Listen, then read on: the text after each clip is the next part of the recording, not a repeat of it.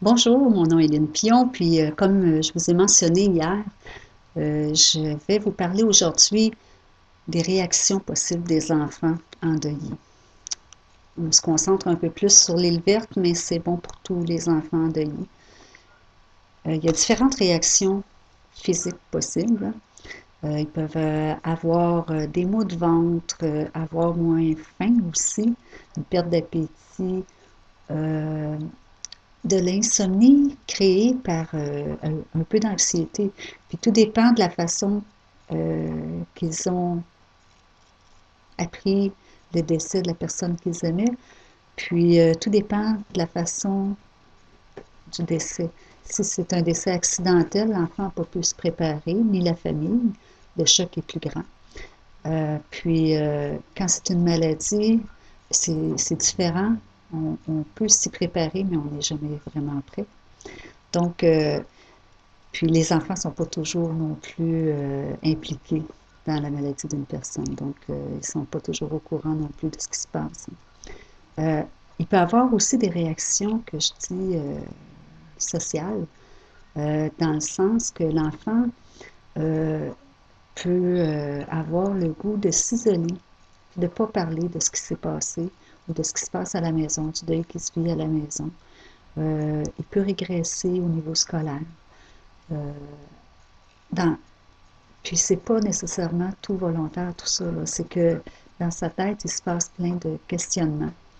Donc, si ces questions-là restent sans réponse, il s'en imagine plusieurs. Et c'est les réponses qu'il peut s'imaginer peuvent lui nuire énormément. Donc, c'est le rôle du parent, le rôle que j'aimerais dire de l'enseignant aussi, de le rassurer euh, dans ses questionnements, lui expliquer un peu c'est quoi la mort, puis qu'on n'est pas responsable de la mort de quelqu'un d'autre, parce que l'enfant va souvent se sentir responsable. Donc, puis lui dire, lui dire aussi qu'il y a différentes façons de mourir. Euh, L'incendie qui est arrivé au Havre, à l'île verte, c'est une façon, mais il y en a d'autres.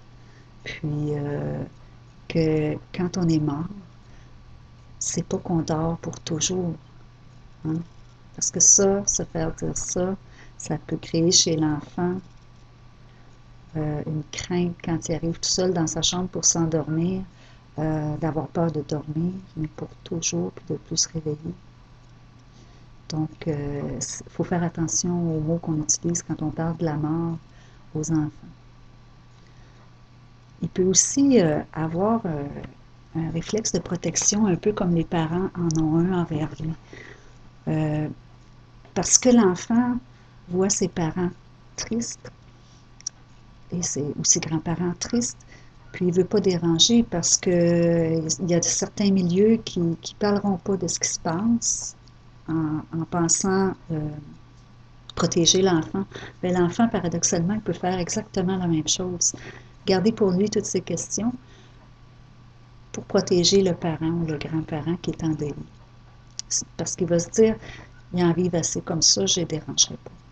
Si l'enfant vous pose des questions, répondez le plus honnêtement possible, puis avec votre cœur, avec ce que vous connaissez, puis c'est correct de ne pas tout savoir, hein.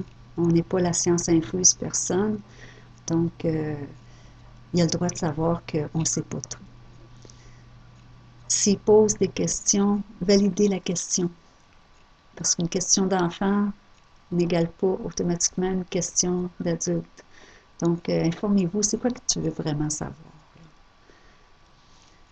Rassurer l'enfant dans tous ces questionnements, c'est tellement important. Il va y avoir des enfants aussi qui ne réagiront pratiquement pas, dépendamment du lien qu'il y avait avec la personne qui est décédée. Puis, il peut réagir 3 mois plus tard, 6 mois, 1 an, quand sa compréhension du concept de la mort va évoluer. S'il est tout jeune, c'est juste que c'est pas clair complètement. Euh, il réalise que il va réaliser à la longue que la personne est plus dans son environnement. Mais ça ne sera pas tout intégré. Il peut aussi y avoir des enfants qui demandent d'avoir une photo de la personne décédée ou avoir quelque chose de concret. Une lettre, un livre ou quelque chose que la personne possédait si c'est possible.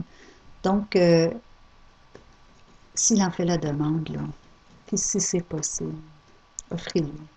Hein, pour faire mettre un baume sur cette douleur-là que l'enfant vit. Puis permettez-vous en tant que parent puis en tant qu'adulte de pleurer en présence de votre enfant si la peine est là, s'il vous pose des questions puis que les larmes montent. C'est un apprentissage qui est en train de faire. C'est une nouvelle couleur de la vie qui est en train d'apprivoiser. Puis vous êtes les parents et les personnes significatives pour lui, ceux qui peuvent l'aider le plus à apprivoiser ces couleurs-là, puis à garder ce lien de confiance-là. Donc, il y a plusieurs réactions que les enfants peuvent avoir. Sont-elles correctes ou incorrectes? Hein? Qui sommes-nous pour juger? Moi, je pense que toutes les réactions sont bonnes parce que le deuil est unique à chacun.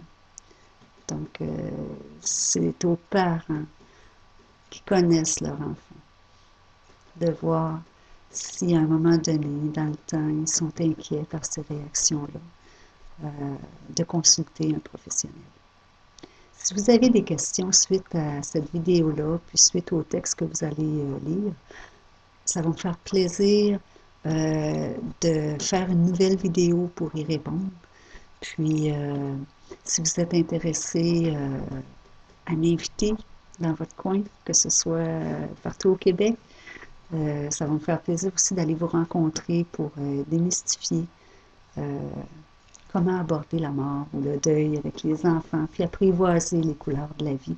Ici, c'est pas en 7 minutes que je peux tout vous raconter, hein, mais j'essaie de vous donner quand même certaines pistes. Alors, je vous remercie, puis demain ou éventuellement dans une prochaine vidéo, je vais vous parler du deuil chez les adolescents, qui est autrement que celui des enfants, puis autrement que celui des adultes. Alors, je vous remercie, puis je vous invite sur mon site linepillon.com. Merci beaucoup. Au revoir.